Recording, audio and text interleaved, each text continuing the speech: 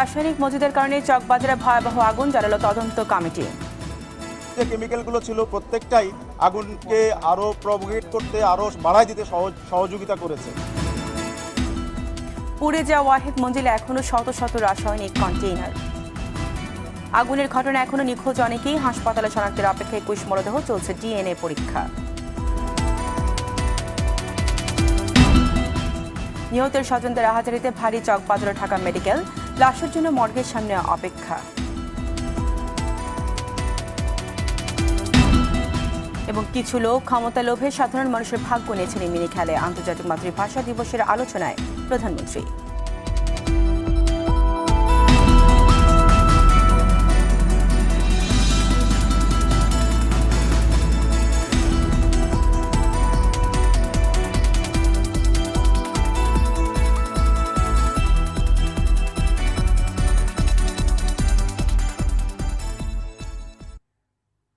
আসসালামু আলাইকুম, স্বাগত জানাচ্ছি আরটিভি রাতের সংবাদে। শুনছিলেন মার্কেন্টাইল ব্যাংক সংবাদ শিরোনাম।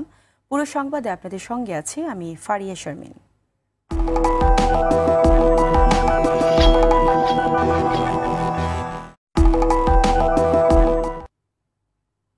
এবার বিস্তারিত।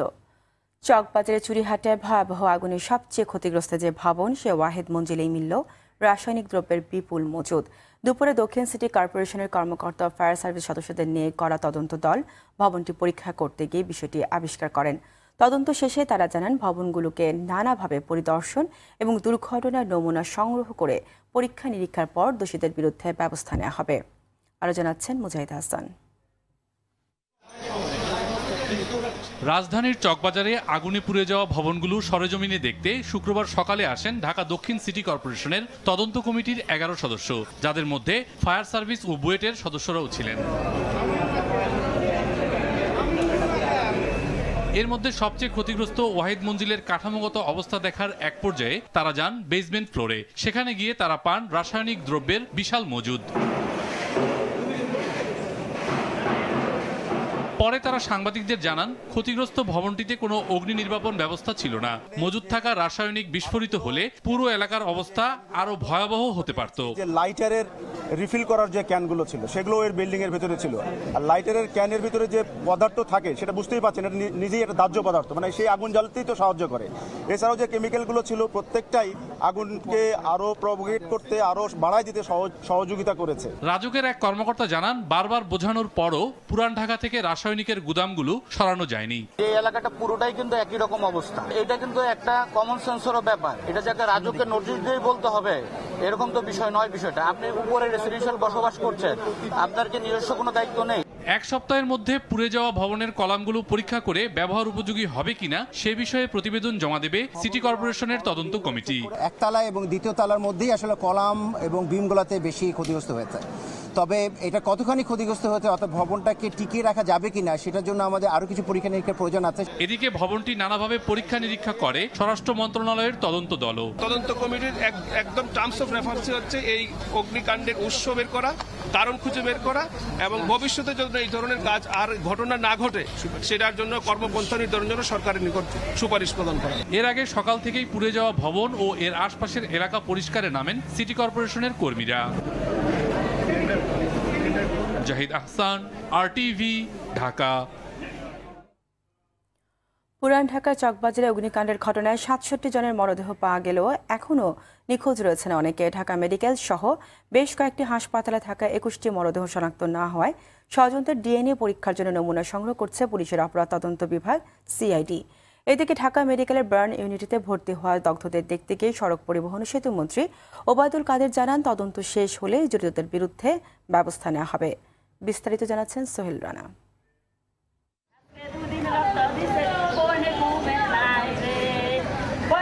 প্রিয়জন হারানোর কষ্ট হয়তো এমনই হয়, সান্ত্বনা দেওয়ার ভাষা হয়তো জানা নেই কারো কাছেই। লাশ নিতে আসা স্বজনদের আহাজারিতে ভারী হয়ে উঠেছে ঢাকা মেডিকেলের পরিবেশ। শনাক্ত হওয়া 46টি মরদেহ স্বজনদের হাতে তুলে দেয়া হলেও নিখোঁজ অনেকের সন্ধানে হাসপাতালে ভিড় করছেন স্বজনেরা। আমার বাবার মরদেহ যদি পাইতাম আমি বুকু করে নিয়ে যাব, খুঁজতেছি কালকে থেকে, পাইতেছি না লাশ। লাশ লয়ে যেতে পারেনি, বলছে আজকে সকালে দিব, বলছে আয়েন 7-8টা দিকে আয়েন, তারপর লয়ে যায়। তবে এখন পর্যন্ত 21 জনের লাশ শনাক্ত না হওয়ায় স্বজনদের ডিএনএ নমুনা সংগ্রহ করা হচ্ছে বলে জানান সিআইডি পুলিশ। এই মুহূর্তে দাবিদারদের থেকে আমরা রক্ত সংগ্রহ করছি, আর গতকাল আমরা যারা মৃত ব্যক্তিদের ডেড বডি থেকে সেখান থেকে আমরা মাসেল সংগ্রহ করেছি, আমরা দাঁত সংগ্রহ করেছি। নমুনা সংগ্রহের পর আমরা ল্যাবের কাজ শুরু করব। প্রোফাইলিংয়ের যে প্রসেস, এটা কিছুটা সময় লাগবে আমাদের। এদিকে ঢাকা মেডিকেলে ভর্তি আহত 9 জনের অবস্থাও আশঙ্কামুক্ত নয় বলে জানিয়েছেন বার্ন ইউনিটের প্রধান অধ্যাপক সামন্তলাল সেন। 5 জনকে আইসিইউতে নিয়ে গেছি, আর বাকি 4 জন আছে। তবে ওই সেই একই কথা, বার্ন রোগী কোনোদিনই কিন্তু প্রথম 48 ঘন্টা কিছু বলা যাবে না, যত দিন যাবে অত। তবে সবাই কেউ কিন্তু ঝুঁকিমুক্ত না। সকালে দগ্ধদের দেখতে হাসপাতালে যান সড়ক পরিবহন ও সেতুমন্ত্রী ওবায়দুল কাদের। এ ধরনের ঘটনা যাতে আর না ঘটে সরকার সে ব্যাপারে দ্রুত ব্যবস্থা নেবে বলেও জানান তিনি। টাকা পয়সা দিয়ে তো এই ক্ষতি পুষিয়ে নেওয়া যাবে না। মানবিক আর্থিক সাহায্য, পুনর্বাসন, এ ব্যাপারে যা যা করণীয় সবই প্রধানমন্ত্রী শেখ হাসিনা নির্দেশ দিয়েছেন এবং প্রয়োজনীয় ব্যবস্থা নিতে বলেছেন। পরে আহতদের দেখতে হাসপাতালে যান রেলমন্ত্রী ও ধর্ম প্রতিমন্ত্রী। এ ঘটনায় প্রধানমন্ত্রীর নির্দেশে সরকারের পক্ষ থেকে সার্বিক সহযোগিতা করা হচ্ছে বলেও জানান তারা। আহত হয়ে আছেন সরকারের পক্ষ থেকে। সোহেল রানা, আরটিভি, ঢাকা। দর্শক, ঢাকা মেডিকেলে আছেন সহকর্মী এহতেরামুল হক, সেখান থেকে সরাসরি যুক্ত হচ্ছেন তিনি। এহতেরাম, ঢাকা মেডিকেল কলেজ তো স্বজনদের হাজারিতে ভারী হয়ে আছে, তো এই যারা আহত হয়েছেন তাদের অবস্থায় কি কিছুটা উন্নতি হয়েছে কিনা, তাদের কি অবস্থা দেখছেন? এছাড়া লাশ শনাক্তকরণের কি কোনো অগ্রগতি দেখেছেন কিনা, বা কতটি লাশ এই পর্যন্ত স্বজনদের কাছে হস্তান্তর করা হয়েছে, এই বিষয়ে আপনার কাছে কি তথ্য আছে এই মুহূর্ত পর্যন্ত আমাদের জানান।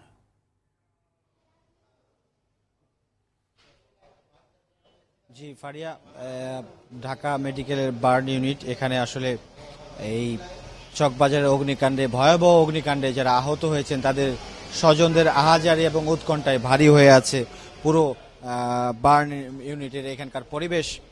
আসলে এখন রাত 10টার পর আমরা কিছুটা কম আত্মীয় স্বজন এবং তাদের স্বজনদের লক্ষ্য করছি।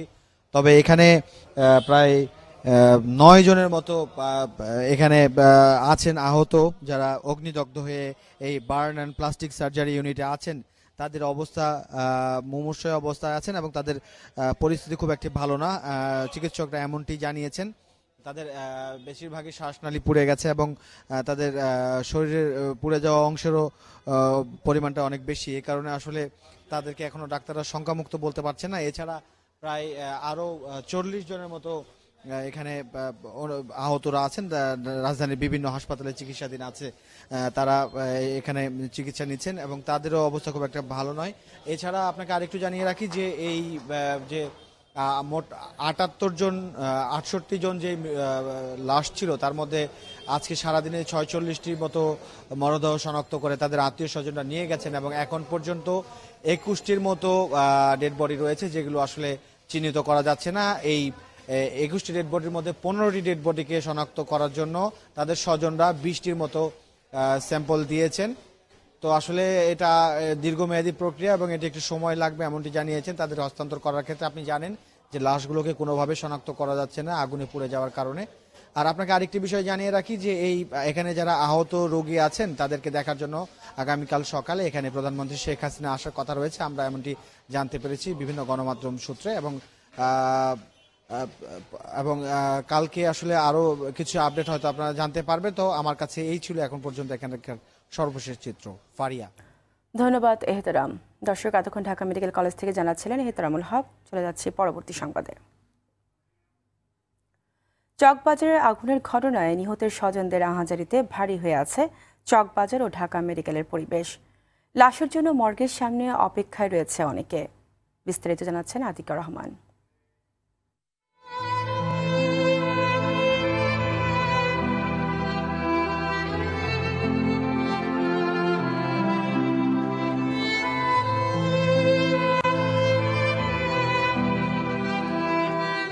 চকবাজারে চুরিহাট্টা এলাকার বাতাসে এখন কেবলই লাশের গন্ধ। জ্বলে পুড়ে ছাই হওয়া ধ্বংসস্তূপ, ক্ষতিগ্রস্ত ভবন ও সামনের গলিতে ছড়িয়ে ছিটিয়ে আছে ক্ষতচিহ্ন।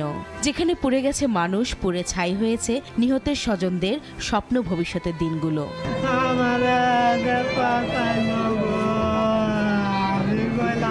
স্বজনদের কান্নার বিলাপে ভারী হয়ে উঠেছে ঢাকা মেডিকেল কলেজ হাসপাতাল।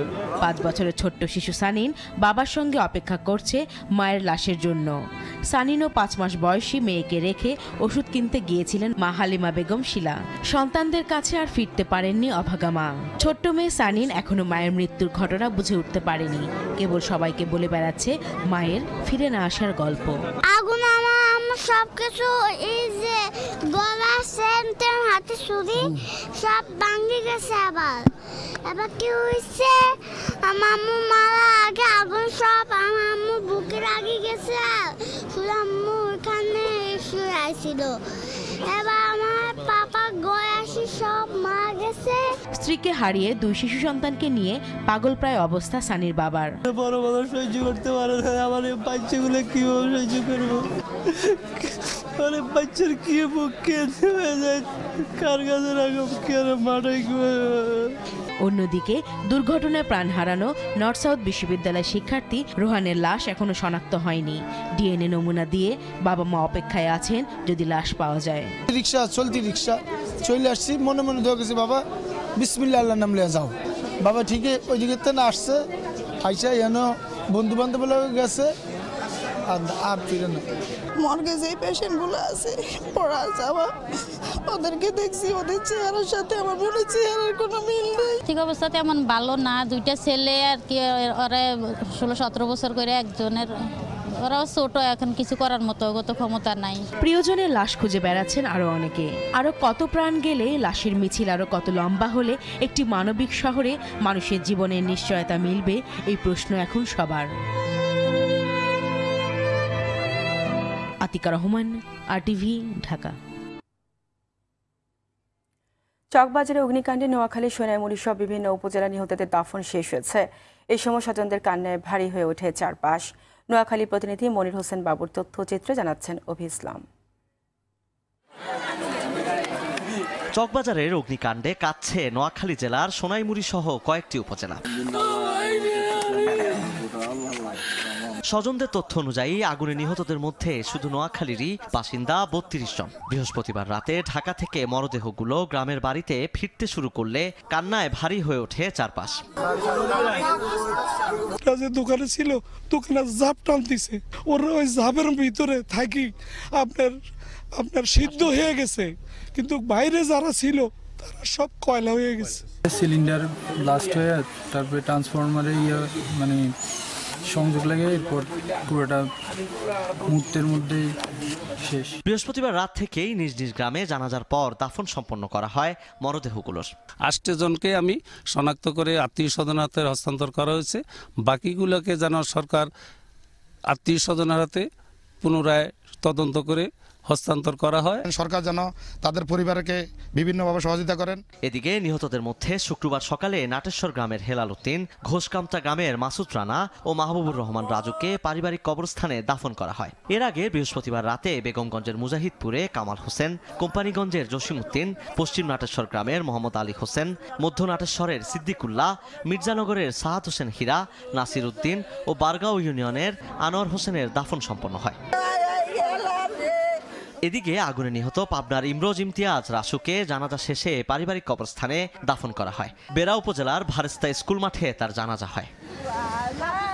অভি ইসলাম, RTV। প্রধানমন্ত্রী শেখ হাসিনা বলেন, জনগণের বিশ্বাসের মূল্য দিয়ে উন্নয়নের ধারাবাহিকতা ধরে রাখবে তার সরকার, যার ছোঁয়া পাবে তৃণমূলের প্রতিটি মানুষ। বিকেলে রাজধানী কৃষিবিদ ইনস্টিটিউশন মিলনায়তনে মহান 21শে ফেব্রুয়ারি আলোচনায় তিনি বলেন, দেশের কিছু মানুষ ক্ষমতার লোভে মানুষের ভাগ্য নিয়ে ছিনিমিনি খেলে।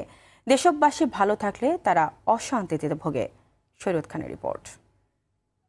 নিহত হয়েছেন তাদের সবার স্মরণে দাঁড়িয়ে 1 মিনিট নীরবতা পালন করার জন্য বিনীত অনুরোধ জানাচ্ছি। আন্তর্জাতিক মাতৃভাষা দিবসের পরদিন মহান 21 স্মরণে আওয়ামী লীগের এই আলোচনা সভা। প্রথমেই ভাষা শহীদ ও চকবাজারে আগুনে পুড়ে নিহতদের স্মরণে সবাই 1 মিনিট নীরব থাকেন। বক্তব্যের শুরুতে চকবাজারে আগুনে নিহতদের আত্মার মাগফিরাত ও শোক সন্তপ্ত পরিবারের প্রতি সমবেদনা জানান আওয়ামী লীগ সভাপতি। যে দুর্ঘটনা ঘটেছে অগ্নিকাণ্ডে, সেই অগ্নিকাণ্ডে যারা মৃত্যুবরণ করেছে তাদের আত্মার মাগফিরাত কামনা করি। সেই সাথে সাথে যারা এখনো অগ্নিদগ্ধ তাদের দ্রুত আরোগ্য কামনা করি। শেখ হাসিনা বলেন, বাংলা ও বাঙালির যা কিছু অর্জন সবকিছুই সংগ্রামের মধ্য দিয়ে এসেছে।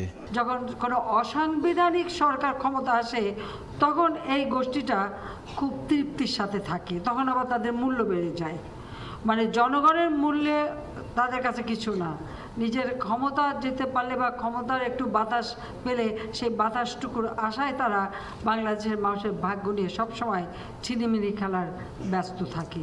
শেখ হাসিনা বলেন, যারা মানুষ পুড়িয়ে হত্যা করেছে, মনোনয়ন বাণিজ্য করেছে, তাদের থেকে মানুষ মুখ ফিরিয়ে নিয়েছে বলেই নির্বাচনে তাদের ভরাডুবি হয়েছে। যারা নির্বাচন নিয়ে ব্যবসা করেছে, ট্রেড করেছে, বাণিজ্য করেছে, অকশনে দিয়েছে, তারা জেতার স্বপ্ন দেখে কিভাবে আর জিতবে কিভাবে।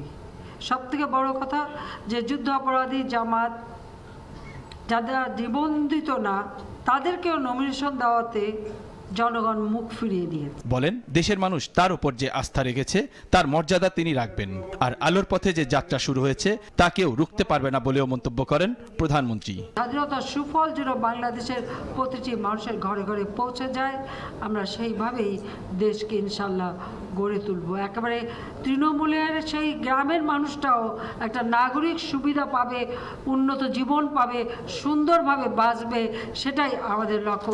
সেইভাবে আমরা দেশকে গড়ে তুলব। 2041 সালের মধ্যে বাংলাদেশ দক্ষিণ এশিয়ার শান্তিপূর্ণ সমৃদ্ধ দেশ হবে বলেও জানান প্রধানমন্ত্রী শেখ হাসিনা। এই যাত্রা আর কেউ বাধা দিতে পারবে না, বন্ধ করতে পারবে না। শরীয়ত খান, RTV, ঢাকা। ঐক্যবদ্ধ হয়ে স্বৈরাচারের হাত থেকে দেশকে উদ্ধার করে স্বাধীনতার 50 বছর পূর্তিতে জনগণের হাতে তুলে দিলে সংগ্রাম করবে জাতীয় ঐক্য ফ্রন্ট, এমন ঘোষণা দিয়েছেন ফ্রন্টের প্রধান ডক্টর কামাল হোসেন। খালেদা জিয়ার মুক্তির সংগ্রাম করার কথাও জানান তিনি। আর মির্জা ফখরুল ইসলাম আলমগীর বলেছেন, চকবাজারের মর্মান্তিক ঘটনার দায় এড়াতে পারে না সরকার। হাইকোর্ট মিলনায়তনে গণশুনানি অনুষ্ঠানে এইসব কথা বলেন তারা। মাহিদুর রহমান রুবেল জানাচ্ছেন বিস্তারিত। 5 তারিখের তাকে একাদশ জাতীয় সংসদ নির্বাচনে কারচুপির অভিযোগ তুলে দেশে প্রথমবারের মতো গণশুনানির আয়োজন করে জাতীয় ঐক্যফ্রন্ট। সকাল 10টায় শুরু হয়ে বিকেল 5:30 পর্যন্ত চলে গণশুনানি। মাঝে 1.5 ঘন্টা ছিল নামাজ ও খাবার বিরতি। 7 সদস্যের বিচারক প্যানেল প্রার্থীদের অভিযোগ শুনে তা লিপিবদ্ধ করেন। ফ্রন্টের শীর্ষ নেতা ডক্টর কামাল হোসেন বলেছেন, গণশুনানি জনগণের জন্য, সকল অনিয়মের বিচার হবে ট্রাইব্যুনালে। মামলা আকারে ফাইল করা হয়েছে। অনুষ্ঠানে সারা দেশের প্রার্থীরা তাদের আসনে নির্বাচনের অনিয়মের চিত্র তুলে ধরেন। বলেন, নির্বাচন নিয়ে প্রতিপক্ষের নির্যাতনের কথা। পুলিশদের উপর যদি পাবলিক কোনো কারণে ক্ষিপ্ত হয় তাহলে যেন তাদেরকে রক্ষা করা যায়, সেই জন্য সেনাবাহিনী নামানো হয়েছে। তাদেরকে পতনের মধ্য দিয়ে এদেশ মানুষ তাদের ভোটের অধিকারকে আদায় করতে সক্ষম হবে বলে আমি বিশ্বাস করি। যদি সুষ্ঠু নির্বাচন হতো, সারা বাংলাদেশ সহ গোপালগঞ্জে একটা সিটও ধানের শীষ ছাড়া অন্য কোথাও যেত না। এত ভয় পেলে কিন্তু মুক্তও করতে পারবেন না, আর খালি বক্তব্য আর টেলিভিশনই শেষ, কাজের কাজ কিছুই করতে পারবেন না। অতএব একটু ভয় নাড়াচাড়া দিয়ে ওঠেন। প্রশাসনের নির্বাচনের জন্য এত আয়োজনের প্রয়োজন ছিল না বলে মনে করেন ডক্টর কামাল হোসেন। স্বৈরাচার যে ক্ষমতা আত্মসাৎ করে লুটপাট করে দেশকে ধ্বংস করছে, দেশের সংবিধানকে ধ্বংস করছে, দেশের রাষ্ট্রীয় প্রতিষ্ঠানগুলোকে ধ্বংস করছে, সবাই মিলে ঐক্যবদ্ধ হয়ে দাঁড়িয়ে বলতে পারি দেশকে আমরা পুনরুদ্ধার করেছি। নির্বাচনের নামে এটা করার তো কোনো প্রয়োজন ছিল না, এটা কে বাধ্য করেছে? বিএনপি মহাসচিব মির্জা ফখরুল ইসলাম আলমগীর বলেছেন, ভোট ডাকাতির পর কারোর উপর নিয়ন্ত্রণ নেই সরকারের উদাসীনতার কারণে দেশে একের পর এক দুর্যোগ নেমে আসছে বলেও মনে করেন তিনি। সরকারের উদাসীনতার কারণেই আজকে এই দুর্ঘটনাগুলো একের পর এক ঘটে চলেছে, যা আমাদের জাতীয় জীবনে বিপর্যয় নিয়ে এসেছে। এই যে ঘটনাগুলো ঘটছে, এর সবকিছুর মূলে রয়েছে দেশে কোনো গণতন্ত্র নেই। গণতন্ত্র নেই বলেই আজকে এই ধরনের একটা পরিবেশ সৃষ্টি হয়েছে, কোনো জবাবদিহিতা নেই কারো কাছে। চকবাজারে মর্মান্তিক অগ্নিকাণ্ডে নিহতদের স্মরণে শোক পালন করে গণশুনানিতে অংশ নেয়া নেতাকর্মীরা। মাহিদুর রহমান রুবেল, RTV, ঢাকা। কয়েক জেলায় কথিত বন্দুকযুদ্ধে 6 জন নিহত হয়েছেন। উদ্ধার করা হয়েছে ইয়াবা ও অস্ত্র, গোলা বারুদ। গতরাতে ময়মনসিংহ শহরের 30 বাস স্ট্যান্ডে পুলিশের সঙ্গে মাদক ব্যবসায়ীদের কথিত বন্দুকযুদ্ধ হয়। এতে আব্দুর রশিদ নামে এক সন্দেহভাজন মাদক ব্যবসায়ী নিহত হন। কুমিল্লার তিতাসে পুলিশের সঙ্গে কথিত বন্দুকযুদ্ধে মোহাম্মদ আল আমিন নামের সন্দেহভাজন ডাকাত নিহত হন। একটি রিভলভার, এলজি ও 5 রাউন্ড কার্তুজ উদ্ধারের কথা জানিয়েছে পুলিশ। কক্সবাজারের টেকনাফে বিজিবি ও র্যাবের সঙ্গে কথিত বন্দুকযুদ্ধে মারা গেছেন 2 জন। এদের একজন ইয়াবা ব্যবসায়ী কারবারি, অন্যজন সন্দেহভাজন ডাকাত। খুলনা নগরীর নিরালা কবরস্থান এলাকায় পুলিশের সঙ্গে কথিত বন্দুকযুদ্ধে মারা গেছেন সন্দেহভাজন মাদক ব্যবসায়ী। অন্যদিকে রাজধানীর গ্যান্ডারিয়ায় কথিত বন্দুকযুদ্ধে সন্দেহভাজন মাদক ব্যবসায়ী হজরত আলী নিহত হয়েছেন।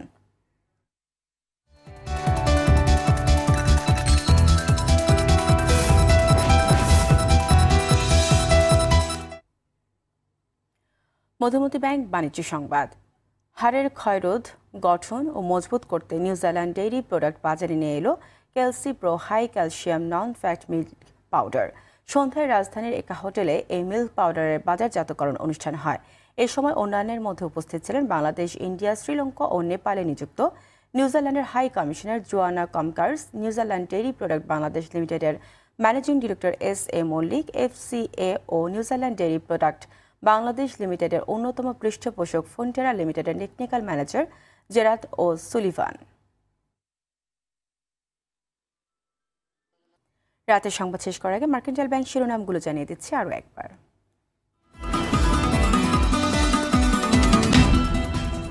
রাসায়নিক মজুদের কারণে চকবাজারে ভয়াবহ আগুন, জানালো তদন্ত কমিটি। পুড়ে যাওয়া ওয়াহেদ মঞ্জিলে এখনও শত শত রাসায়নিক কন্টেইনার। আগুনের ঘটনায় এখনও নিখোঁজ অনেকে, হাসপাতালে শনাক্তের অপেক্ষায় 21 মরদেহ, চলছে ডিএনএ পরীক্ষা। নিহত স্বজনদের আহাজারিতে ভারী, চকবাজার ও ঢাকা মেডিকেল, লাশের জন্য মর্গের সামনে অপেক্ষা। কিছু লোক ক্ষমতালোভী সাধারণ মানুষের ভাগ্য নিয়ে ছিনিমিনি খেলে, আন্তর্জাতিক মাতৃভাষা দিবসের আলোচনায় প্রধানমন্ত্রী।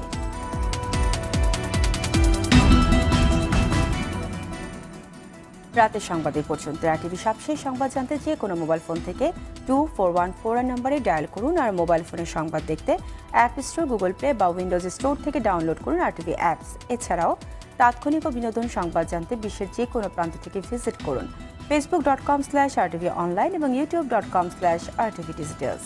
ধন্যবাদ সবাইকে।